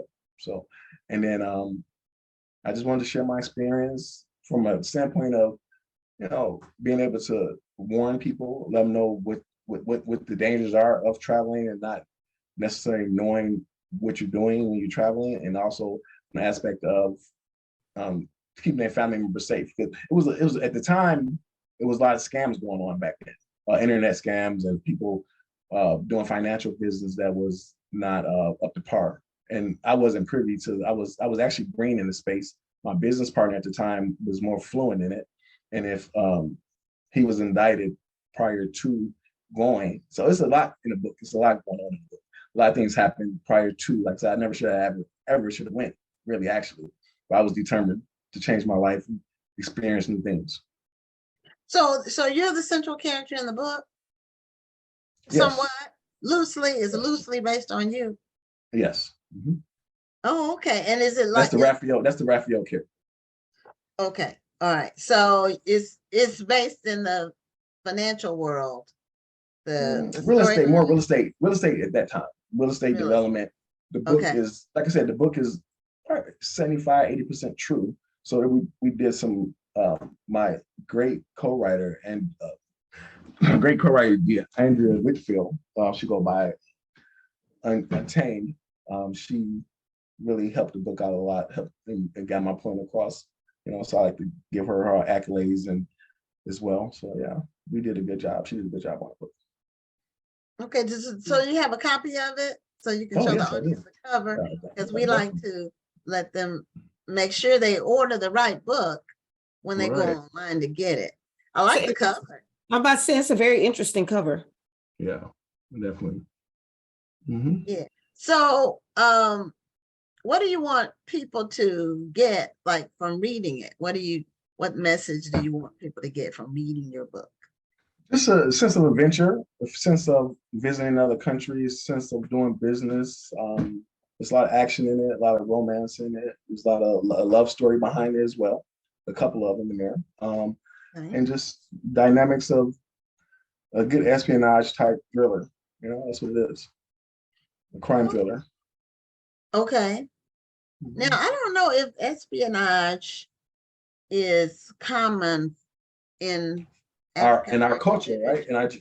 yeah, as far as exactly. books. Right. That's But not see, that's what I'm trying to introduce as well. So okay. there is a sequel, there is a book 2. It's already done. It's called Civil Liberties, American Gunner Civil Liberties. So Okay. it goes more into book 1 is more background on the characters and the actual events that got me to Africa and the things that transpired and me getting back. But book 2 is more fiction based and it goes more into the espionage and that kind of in that genre. But yeah, it's very interesting for African American male to be playing that role. Yeah, we need to expand into genres that we aren't typically in, as far as literature. But American Gunner is definitely based out of South Bend, Indiana. I mean, it's based out of United States. You know, it's not international. It's based out of South Bend, Indiana.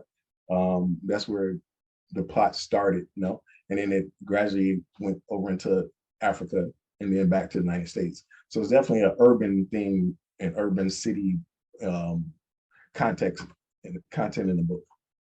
Okay. Yeah, but the themes kind of reach a little further than just the regular crimes that you would see in an urban environment.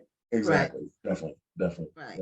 Because that's actually the espionage and the CIA, those kind of shows, like law shows. Correct. Those are some of my favorite shows. I love those, the storylines of this is, spies and CIA and all that, because I know, one, I just like the action and the intrigue, but also it is very informative because all of the surveillance and all of that they have on those movies, the government is actually doing those and the private industry. And so it informs me on the different ways that they have to monitor what we're doing. And, people need to be more cautious about what their movements, and what they say. Now everybody's telling like everything they do on social media. That's not really a good idea. Yeah, a lot of people have been getting hemmed up lately by that. So they have to be mindful. Well, people don't need to be putting all their business on social media anyway. No. You can talk all day on social media without telling everybody your personal business, but people like to do it. You can. And then I'm a pretty private person myself. Well, that's good. Yeah, me too. I tell people if they, if they heard some details about me that's made up, because I don't tell my story. I don't tell my business on social media. I just post little things like, I post about this show, like who's on the show. I'll post something, something that happened and, a provocative question for people, right. Sharing opinions, or, I saw a movie I like, but that's it. I don't talk about personal stuff because it's nobody's business. And those people, the people that are out there in social media, they don't know you. They're not your friends. They're your friends on social media, but they're not your friends. That's your friends, right? They just gawkers and onlookers. But yes. But that's the world we live in. Now, is AI in your storyline? No, AI, no artificial intelligence. Not yet. Not in book 2. But no, not even book 2 yet. No, they ain't got that. Okay. Not that advanced. I just wonder because that's supposed to be the wave of the future. Who knows where that's going to go? But I guess it can go anywhere from what I'm hearing described. Right. Although I'm skeptical, people think that AI will be writing books that people read. And I don't think that people who really are readers will want to read an AI book. I don't know if they can make a book. I don't think they can do it. They may eventually be able to do it, but it's not going to be a good book. That's what Andrew Whitfield did a very good job with the book. From my reviews and my feedback that I've been receiving, it's a very intriguing page turner. So we did a good job with the book. Well, I'm glad to hear that. I do. Congratulations on that. It's on my list of books to. You have a very long list of books. When every time I look at your show, you got a list of books you got to get in. I have read. You know, so yeah, pretty. I know my book budget has blown wide open, but I'm excited about it because there's so many good books being written. And that wasn't something that we could say 10 years ago or 15 years ago, not with the volume of books that are just writing. So now we have books about espionage. I love it. I just think it's great. And Black Audience Media, they've done a very good job, and they have a very good platform they came out with this year. You know, just say I think the first year actually with this platform. And introducing new artists. So I like to commend them on their work with that as well. And I'm glad I'm with the team and I have a future there, you know, and I have a lot more work to work on too. So I was just going to ask you, are you already planning your next book? Well, like I said, book 2, the sequel is already done. Then I have taken a break from that and working on 2 other titles. Then we're gonna come back to American Gunner 3 for the franchise. So yeah, I have. So you say you're working on 2 other titles. Are you doing them at the same time? I got about 2 years or so to do. I'm working both of them. Oh, okay. I mean, I've heard of people writing 2 books at one time. I can't do it. Can't do it. Well, I mean, you know, I have memoirs on one, working on the other one. They're not done at the same time, but I'm working on them. Yeah, the only way I can do a children's book in between because children's books are short. And so, but I still don't like to interrupt the one I'm working on. Right. But you know, my work is actually, you know, it's factual based. So everything I'm producing has facts to it. So that makes it a little easier, you know. So, and I create based on events in my life and just things I've been through and experiences I've had. So it's giving insight to myself. So it's a little easier to get it down on paper and get the flow of the rhythm of writing, getting it done. Now it sounds like I don't know if Entice, because I've known her for years. I don't know if she's playing. Well, she does do films. It sounds like it could be a series or a movie. Is that in the work? You know, hey, you know, that's one of the goals. You know, I definitely like to get into more media. Video media outlet and get it out there on film, you know. So it's something we definitely discussed. So yeah. Now, why did you, or whoever did the cover, why did you decide not to show his face? I've noticed that's kind of a trend now. Yeah, it's mysteriousness behind it, you know. Right. It's not. That's a stock photo, actually, you know. But it does speak to the character, you know. But I want you to be more intrigued by the words than the face of the book, you know, as far as the person face on the book, because it's not my face or Raphael's face, you know. Raphael is the character, the words in the book. So I want you to open the book. I want the cover to be just enough for you to want to open the book and get intrigued and captivated by the words.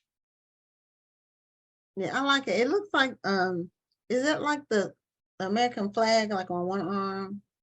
Correct. Is that like superimposed? It's the whole suit, right? It's the flag, red, white, and blue. Okay. The stars to the right, shoulder, and the stripes on the left. It's the flag. Okay, yeah, I like it. You know, Entices, she's really setting the world on fire, and she really is. And she's so approachable. You know, not everybody is in that space. You know, and let me say what happened. So ironically, like I said, I moved to Georgia, and I was I would start writing. I was talking to a couple of actors and actresses, and some other writers and film people, and a gentleman by the name of Trey Dungy. He did film production, and he's just like, my goal was really initially was to do a movie, a short or something on it, and I went that route. Decided to go a different route. And then we discussed it, and then he referred me to Entice. I spoke with Entice. We hashed it out and told her about my vision and what I like to see, and told her about the story. And she got her network together, and we collaborated, and was able to put it together. And it took maybe 4 or 5 years to actually get it done. It wasn't happen overnight, as far as just with myself and the ghostwriter and getting the story together, getting the deal, the book deal, and everything. It took some time, but it all happens in God's time. Absolutely, it's supposed to happen, Right. And just took it one day at a time, one step at a time. But her team, and they're so thorough, and they were so good and attentive and patient, and like you said, she's on fire, and I can see why, because her commitment and dedication to her work and the community is outstanding. So, but yeah. Yeah, I'm wondering when she sleeps, because whenever I email her, she emails me back, and I'm up late at night. When I say late, I'm a night person. And she always emails me back within a few minutes, no matter what time it is. And her networking team really made it for my first experience very good. Made me want to continue to do more and write more and do more in the community. So yeah. Yeah, and I'm glad to see that the books that are coming out are not cookie cutter. Right. And these are original ideas. And yes. Which is it says a lot about you in and of itself, because with so many books being published these days, sometimes ideas can run together, but you having such original ideas says a lot about you and your imagination and creativity. Right. Yeah. I would like for you ladies really look at the book in depth and read it, and you'll see it's really captivating, and you learn from it. It's heartfelt. It's emotional.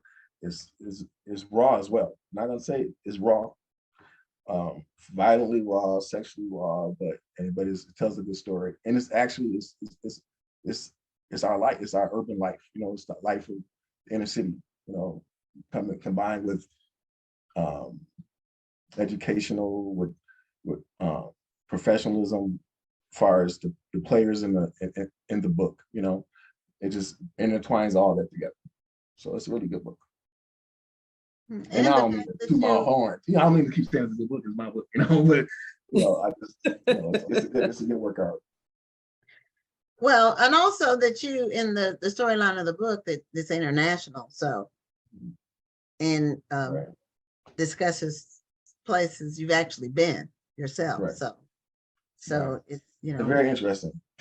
Africa, the continent, the part of South Africa I was at, is very interesting. There you go. Okay, and part of your bio, I don't know if I don't think you were on yet, but you are a member of Phi Beta Sigma fraternity, and my daughter's a Zeta, as well as Rhonda is a Zeta. Oh, okay, yeah. I didn't know that. Rhonda, Blue 5, 94, Eastern Michigan University. Oh, Spring 93, Loyola University. Oh, almost pseudos. Look at that. Spring 94. Spring 94. Yeah. So you're early. Yeah. So Eastern Michigan, Zeta Epsilon chapter. Okay. Yeah. Now, where did you start? Where did you start your career in the financial world? Where? It would have been in Atlanta, Georgia. Oh, Atlanta. That's where you started in the financial marketplace. Yes.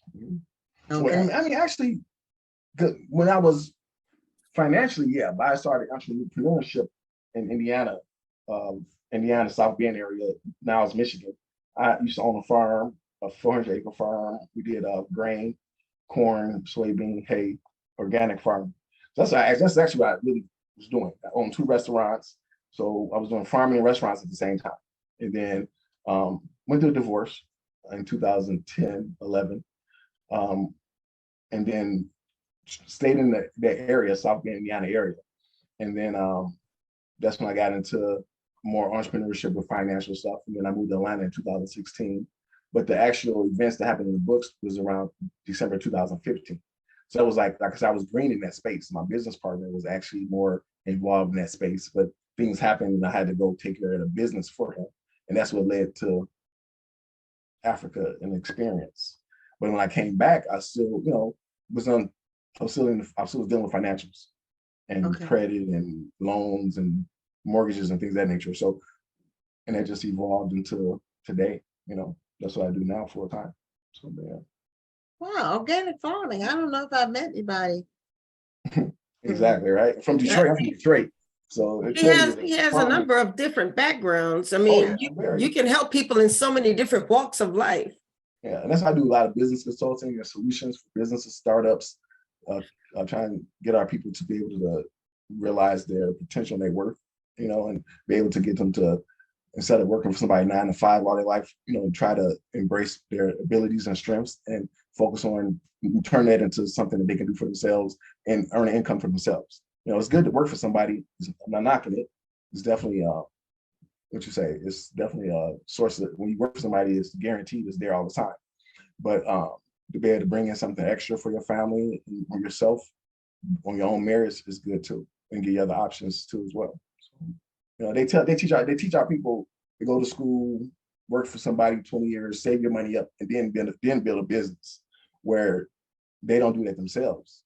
They go to school, they open their business while they're in college, and their families support them, and they start their businesses coming out of college. They were all working for themselves. But we're taught, or I was taught to go to school, work, save your money, and you're still in debt, and then you open your business later on. And I don't think that's the right way to do it. That's the backwards way. That's the way they want you to do it. So, well, I mean, I think that part of it is just the people who give that advice are going from their point of view. That was their background. And so I think in this day and age now, as a parent, I can, a parent who's actually gone through working and being an entrepreneur and so forth, I can better encourage my daughter to start her own business while she's young. And I mean, I still want her to go to college. I want her to have a career, but at the same time, if she decides to start a business, I want to be able to help her to do that. And I'm going to support her. But and that's what I do. Yeah, if you look at people who had to work to survive, they're always going to say, get a job. You got to take care of your family. Starting a business is a pipe dream because that was their experience. So I mean, I say that and that's experiencing what they was taught. So you think about it, and who taught us to be who we are today? Somebody with that experience. Or we had no other choice because that's what we was programmed to do. Not by ourselves, by our professors. Kind of. Yeah, a lot of people are more. They're trying to teach you something that's going to provide security. Exactly. It used to provide security. Somebody could work for one company for 30 or 40 years and retire. Right. That's not happening now. Doesn't happen no more. Right. For 10 years, it ain't been happening. Right. I mean, and no, Gwen, you're making my point is that it's easy. I mean, I think in this day and age, it's easy to say, oh, that's the way we were programmed to think. And I don't think that that's always the right way. I think that sometimes people are saying, look, the only way I know how to do is to work. So when I need more money, I go find another job. They're not thinking about investing or starting a business because that's taken away from them trying to provide for their families. So they think about working. That's the goal and mission of Clark West Investments. So we can actually instill that ideology into the young mind that you can still go to school, you still can work, but you at the same time you can develop your own. So so we're saying the same thing. I'm just saying that's what I do. That's what that's our mission, the vision. That's what I get across to people is that let's start. Instead of spending $300-400 on us, let's get you an EIN, get your business set up, get your. Yeah, I'm just saying our grandparents didn't know what EINs were. Right. Exactly, but other people's grandparents and parents knew what it was. They didn't teach us. They didn't tell us. We weren't privy to the information because they wanted to keep us. That's what I'm saying. That's all I'm saying. And I'm saying I got you. Right. I got you. It's not our fault. I'm not blaming anyone, them or us. I'm just saying that I'm educating and reaching out and providing that platform so people can have alternatives than just doing what's by society the norm. So or considered safe. Well, Eddie, we're at the end of our time. Can you I show know. the book cover again and let people know American Gunner? It's a pretty It thick book is- too. Yeah, it is. Yeah. And 30, it's it's about 30, 36, 38 chapters. It's pretty it's nice. a thriller, urban thriller with the espionage and the international bent to it. So congratulations and thank you for being Thank a you. guest on Black Authors Matter TV. Thank you, ladies. Hope to be on here again soon. Okay. Great. No, congratulations and much success in all you're doing. Thank you. Okay, good night. Good night. All right, we've had another amazing show. And if you didn't know, if you tuned in late, it's my birthday. And I am just really, I thank God for another one. And I'm just hoping for many, many more with good health and in my right mind. That's the main thing. So that's the end of our show for this week. Thank you for tuning in to Black Authors Matter TV. I'm Gwen Richardson signing out, and we'll see you next Tuesday. And I'm Dr. Rhonda Lawson. Have a wonderful evening and a great week. Thank you for tuning in and join us next Tuesday at 7 p.m. Central, 8 p.m. Eastern for another edition of Black Authors Matter TV.